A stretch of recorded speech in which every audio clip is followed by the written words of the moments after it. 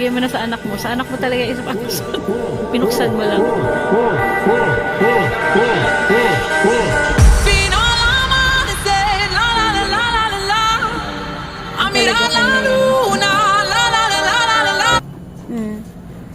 Daw muna siya. Deb. Kaya? Ikaw nga sabi ka na lab eh. Oo. Ibigay mo kay Tito. Thank you po. Kay Tito. Dali pa. Dali, Papa. Kunin mo yung kay Deb. Ayan. Ayaw mo dalhin? Mukha ko mayaman yan.